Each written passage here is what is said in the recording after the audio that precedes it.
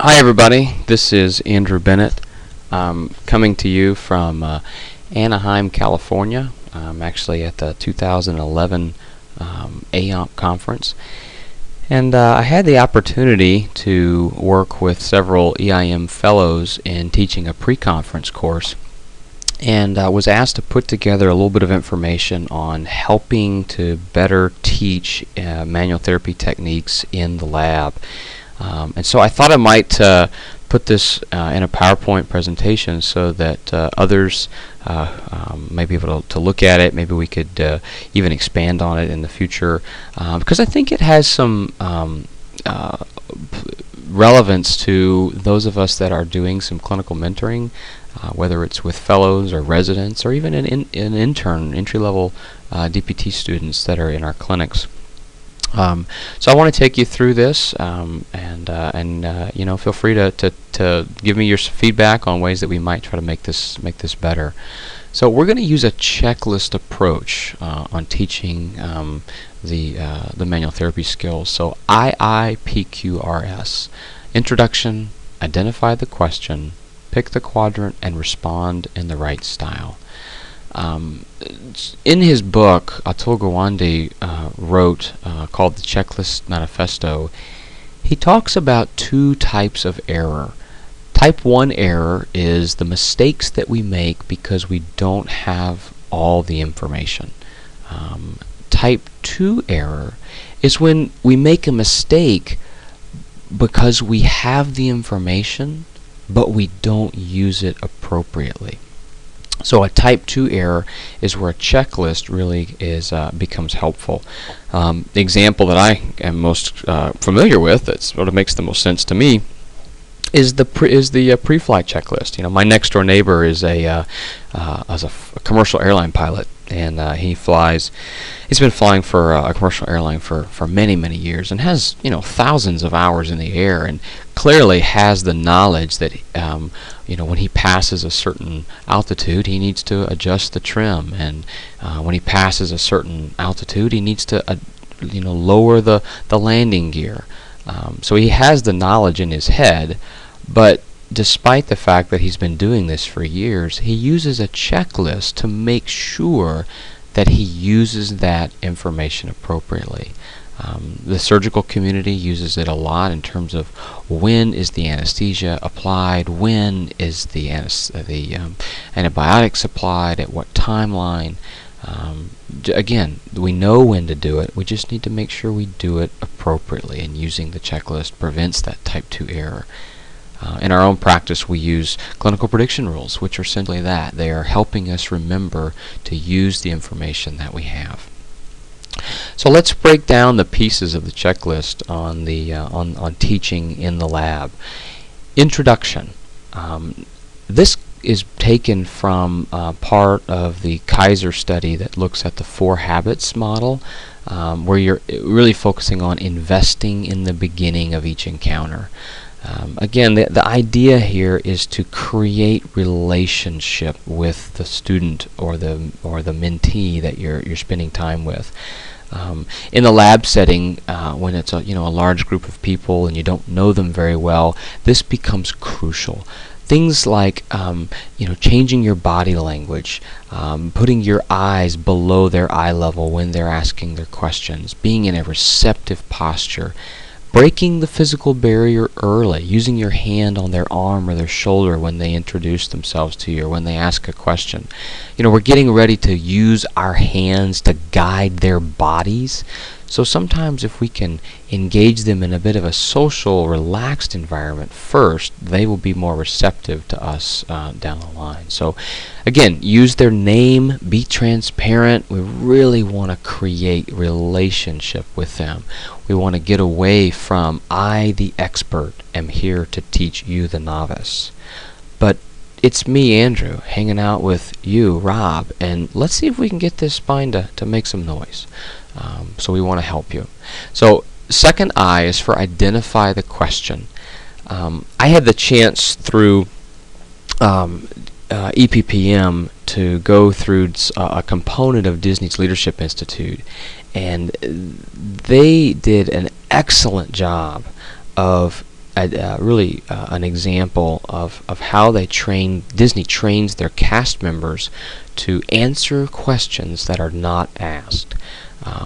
It gave the example of a young mom who had her 8-year-old son with her, and mom had been saving for 10 years to bring her children to Disney World. So had been saving for 2 years before her son was even born to get him to see Disney World and Mickey Mouse.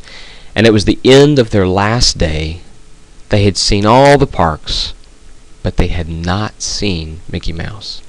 And so the mom is frantically running down the main street of Disney, holding her son's hand, dragging him through the crowds, runs into one of the Disney cast members and says, "What time is the 4 o'clock Mickey Mouse show?" Now clearly, the answer to her question that she's asking is 4 o'clock. But that's not the question she's asking at all, is it?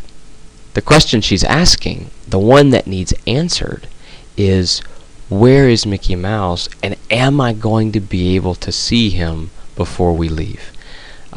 And so, I think our students in the lab will often ask us questions that are not the question they want answered.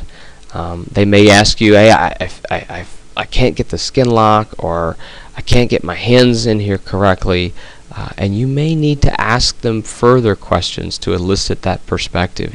Why is it you feel like you can't get your hands in there? And what is it about the skin lock that makes you think it's not working?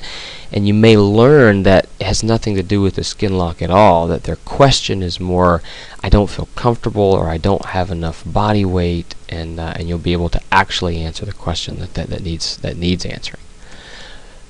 Okay, so those are the first II. Now let's look at the PQ. Picking the quadrant. I've adapted this from the Hershey and Blanchard studies on and writings on situational leadership. And so I've sort of taken the 4 quadrants of leadership and turned it into 4 quadrants of learning. So quadrant 1 progressing into the quadrant 2 and so forth on into 3 and 4. You need to identify very quickly which quadrant of learner you have in front of you. And it will vary based on what technique, what time in the weekend, at what how many, how familiar are they with the particular technique or the region, and it can vary throughout the weekend. Let's go through these quadrants. So quadrant 1 is the directive quadrant. So this is when you need a high level of specific directive instruction, and really not a whole lot of emotional encounters. So this would be perhaps the first student who's seeing this technique for the first time. Your responses would be, "Yep, lay your patient on their side. Yep, now bring their leg up this way. Roll their upper torso back. Put your hand here. Put your leg this way." So again, very directive, not a whole lot of emotional support. When they begin to integrate, when they begin to move beyond the first tier, then they move into quadrant 2. And this is when you will continue with your directive feedback, but you frame it in a light of much more emotional support. Yes, that looks right. Now turn your body a little bit more. Yes, there you go. Do you feel that, how that gives you more control?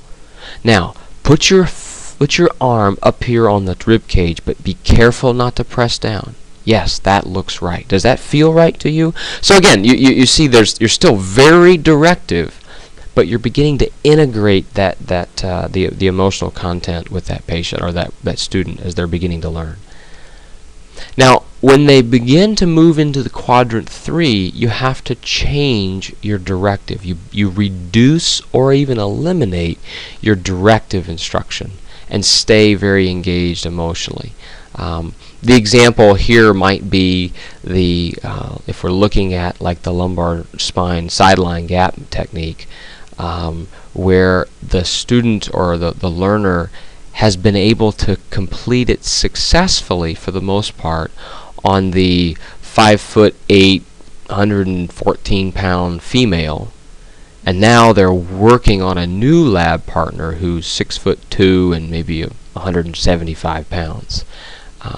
Again, in this encounter, you may choose to help them and say things that they're telling you, I'm having trouble here. I got it on her, but now I can't get it on him. Why aren't you able to get it on him?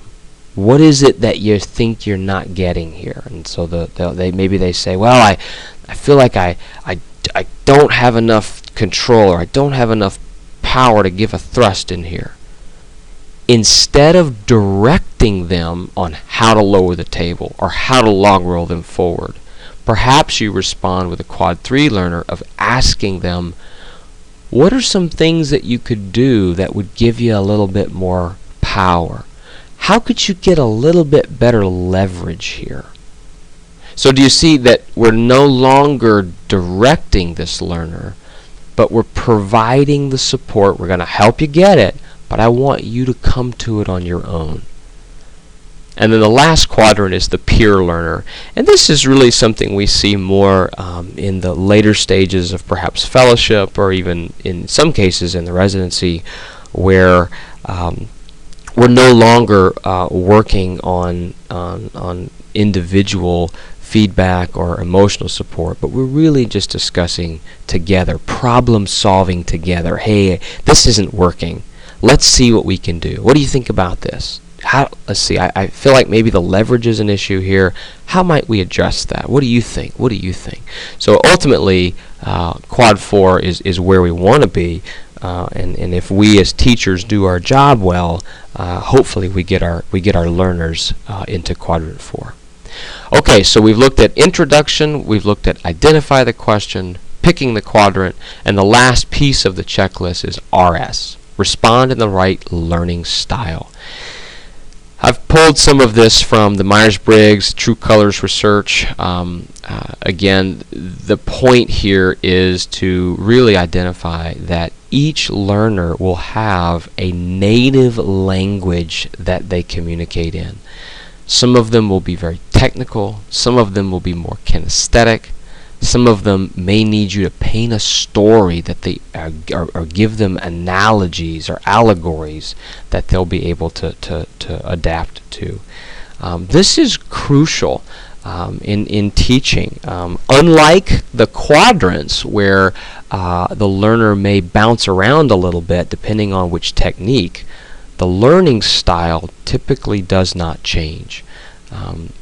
So again, an example might be that in the lumbar spine, this is an area that the student's fairly familiar with, and you may engage with them for the first time, and they're really a quadrant 3 learner, but they're very technical. Well, when you get into the cervical spine, which they've never done before, and they become a quad 1 learner, their technical language will still be the same. That is still their native language. So things that you might need to look at or listen for are some nonverbals. A lot of times the folks that are more kinesthetic, you'll see a lot of body wiggle. You'll see them either close their eyes or sort of look off into space when they're sort of getting a sense or a feel for what's underneath their hands. They'll use phrases like, I just can't quite get it. I just don't feel it. You'll see them talk to you with a lot of hand movements. They typically are very animated or kinesthetic learners, tends to use their hands when they talk. A technical learner would be one where perhaps they say, hey, would you come look at my technique? And that you walk over to look at their neutral gap, and they say, okay, now I've got the patient sideline. I'm going to roll their shoulders back. I'm going to bring their leg up. I'm going to slide my arm underneath theirs. And so you hear a very chronologic step-by-step component here. If you talk to that person about how they should feel that this has more power than this, you're going to confuse them because you're using the word this 2 times with 2 different meanings. And you need to speak to that person in technical language. Now, roll them forward towards you. In this position, you have more control. Roll them away from you. Now, do you notice that the control is diminished? See how you use technical words to describe to a technical learner?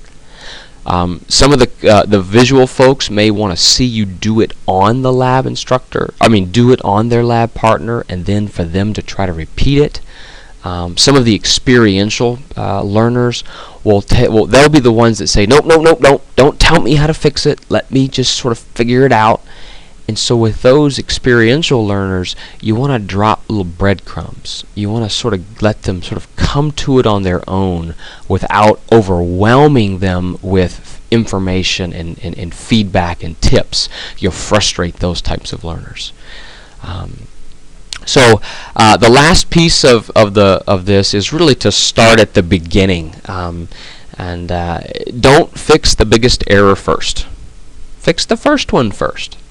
We had an example this weekend as we were teaching that an individual that was working in the thoracic spine, and her comments were, I'm just not working. I can't get it. And we looked at her, and her thrust angle was absolutely off. Clearly she had no idea which direction the thrust was supposed to be. But we started by changing the table height.